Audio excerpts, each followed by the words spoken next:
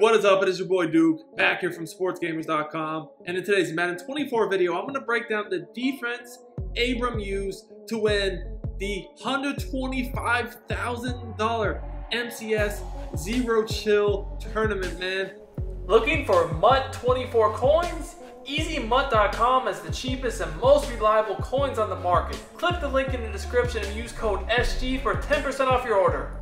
This is a six-figure tournament right here. This is the final game going up against Tori. You see Abram on defense here. Now, I'm going to break down all of Abram's defensive drives, show you guys exactly what he did. You're going to see a lot of dollar and a lot of dime flips.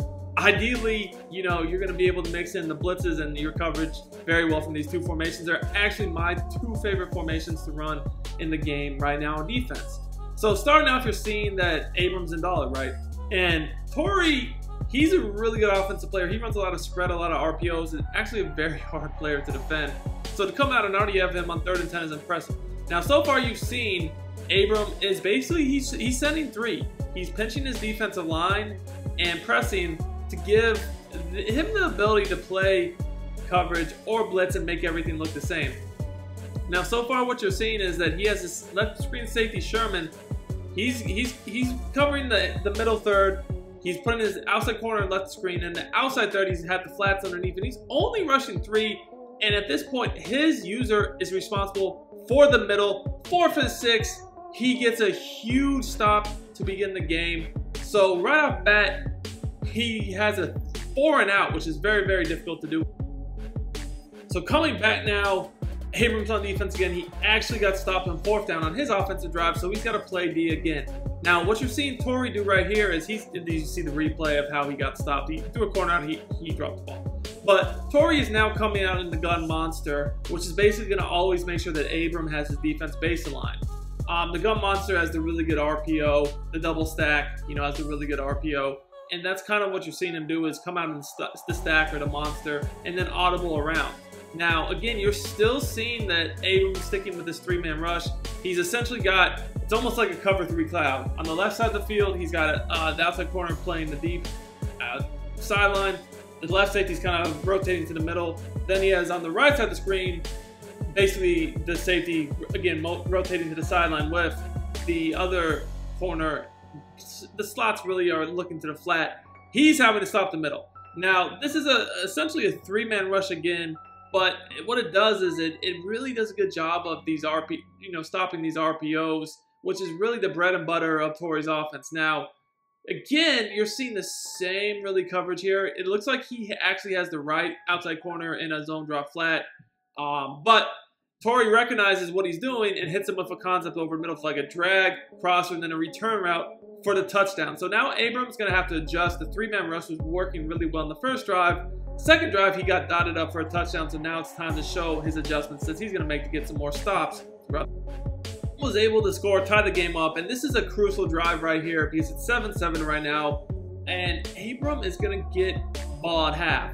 So if he can get another stop right here, he can get in full control of the game. Now right here, you're seeing that Tori is basically utilizing this monster stack little RPO scheme, which is really, really tough. You essentially have to, against this formation, always rush 4. Otherwise, you're going to get basically pancaked on the RPOs. So anytime he's in this formation, you're seeing that Abram is at least rushing 4, and then when he audibles to other formations, he's rushing 3.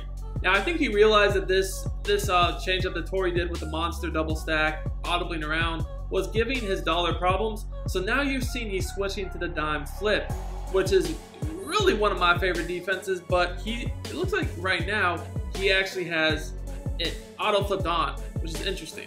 So again, we have base alignment, and he's essentially rushing 4. Now, what he's doing a really good job of in all these defenses he's using is he's crashing the D-line down. Now, with crashing the defensive line down right now, what that does is, especially in the dime formation, you get the D lineman getting good disengages and sheds up the interior of the line, which then causes the quarterback to have to kind of like scramble out of the pocket, which will lead to inaccurate throws. Now, once again, like you've seen so far, he's essentially been rushing his defensive line the whole game. But you do have the ability with both of these defenses to blitz. We just haven't seen it yet. But again, you can see that this coverage scheme he's using is absolutely locked down. Like, Torrey really has had one good play the whole game as he gets another big stop right here, heading into halftime with his adjustments out of the diamond formation.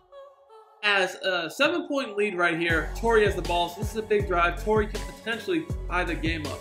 Now, to get his last stop, you saw he actually switched to the dime formation. The dime flip is really good, really good defense, and it got him a stop. Here, we're gonna look at, we're back in dollar, and he's essentially been using the same coverage scheme the whole game.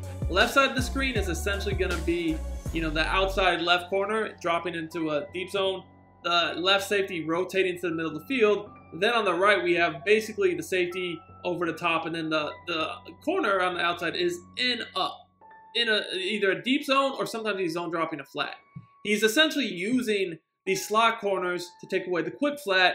Then he has his user in the middle with also Ray Lewis. Now, on that play you guys see right there, that actually looked like he switched it up to cover 4 because both of those safeties were in quartered zones. And that was a good change of pace right there. That caught him off guard. And we got another 4th down. So you guys can see, Torrey has been living on 4th down as he threads the needle right there. Really good play over the middle of the field with the tight end. Now, again, same thing I want you guys to notice.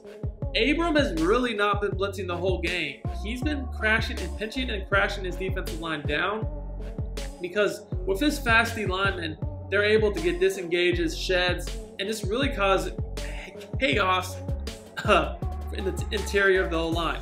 That was the first play right there. He blitzed, and this is what makes dollar so good.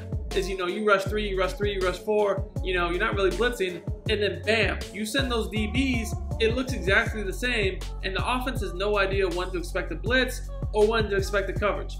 Now, right there, he sent both of the slot corners, and with the D-line pinch was able to get in there, force, you know, the quick throw incomplete. 2nd and 10, he does the same defense again.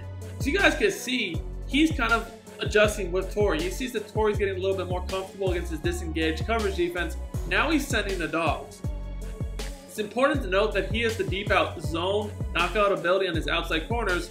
So when he's baseline pressed like this with those corners in those deep zones, they're going to be able to knock out those corner routes on the sidelines. The other thing that makes this really nice is that, well, Torrey does not have set feed lead. He has hot route master. So because he does not have set feed lead, a lot of these throws that he's trying to make just don't have the velocity on them to get there before the KOs can knock the ball out. So having the 2 deep out zone knockouts on his outside corners, very big for him. Very big for him. You've seen that this game.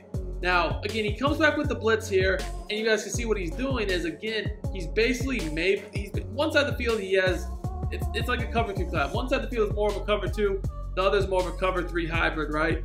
And he's using his abilities and then his zone drop depths to be able to take away the sidelines. That's why you're seeing that the only success Torrey has had this game attacking his defense is over the middle.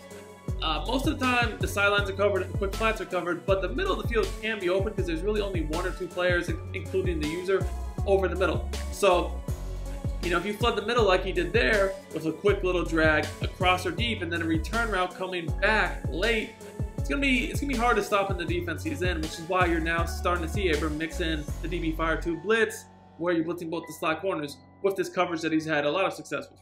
So, this has been the most long drive of the game so far. It's kind of been a chess match so far. We've had a lot of 3rd and 4th downs already. Here's another one right here. Now here you see he actually goes right back to the same kind of route combo he used earlier in the drive for a big play, where essentially he had the tight end going on a post type route over the middle, and then on the trip side he had a little, like, more shallow crossers coming over the middle. Made Abram's user choose and cut the 1st down. So